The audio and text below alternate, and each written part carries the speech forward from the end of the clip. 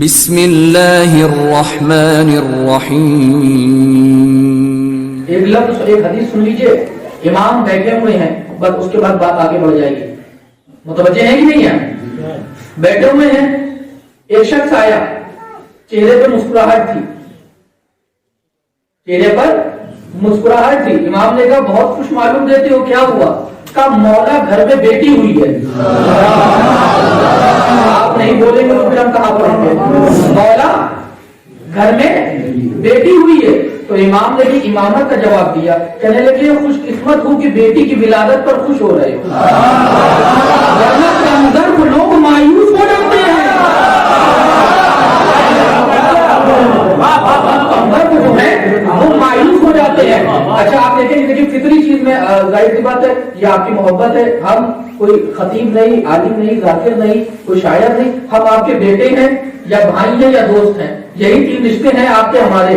جو بزرگ ہیں ان کے ہم بیٹے ہیں، جو ہمارے ساتھ کے ہیں وہ ہمارے دوست یا بھائی ہیں. بس یہی ہوں. تو آپ کی محبتوں کی نظر پڑ رہا ہوں. امام کی خدمت میں آیا، مسکرا رہا تھا. امام نے پوچھا بھائی مسکرا کیوں رہا ہے؟ کہا مولا خوشی کی وجہ یہ ہے کہ گھر میں بیٹی ہوئی ہے.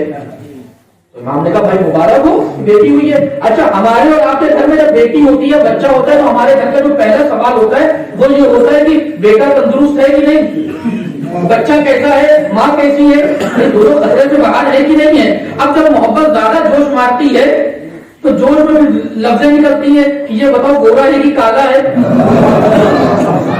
گورا ہے کہ کالا ہے. اور وہ سب بالکل ہٹا کٹولا ہے کہ پتلا ہے. اور ننیال والے اپنی عظمت اونچی کرنے پہ لگے ہیں، ددیال والے اپنی عظمت اونچی پہ لگے ہیں. تو جو ماموں ہے وہ کہہ رہے تھے یہ بتاؤ پڑا کس پر ہے، چچا ادھر سے کہہ رہے ہیں یہ بتاؤ پڑا کس پر ہے. یعنی وہ یہ چاہتے ہیں کہ جس کا بیٹا ہے وہ یہ کہے کہ ددیال پہ پڑا ہے. ننیال والے زور لگا رہے ہیں کہ وہ کہے کہ ننیال پہ پڑا ہے.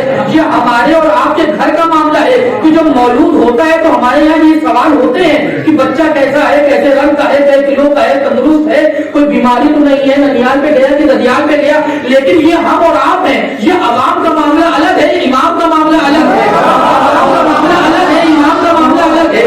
عوام کا معاملہ الگ ہے، امام کا معاملہ الگ ہے. جیسے اس نے کہا مولا گھر میں بیٹی ہوئی ہے، امام نے یہ نہیں پوچھا بیٹی کالی ہوئی ہے کہ گوری ہوئی ہے، کٹی کٹی ہے کہ دبلی ہے، ننیال میں پڑی کہ ددیال میں. فوراً امام نے کہا یہ بتاؤ بیٹی کا نام کیا رکھا ہے.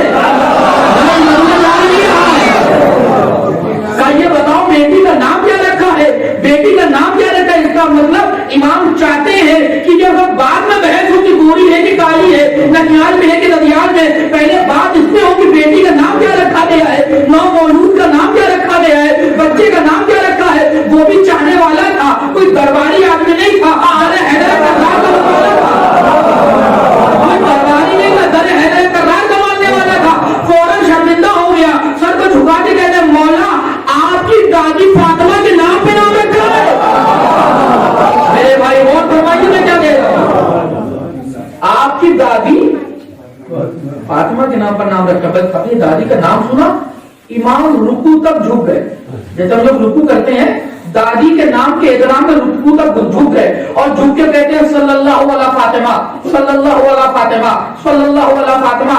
اب جملہ سنیے گا امام نے کیا خوبصورت جملہ کا.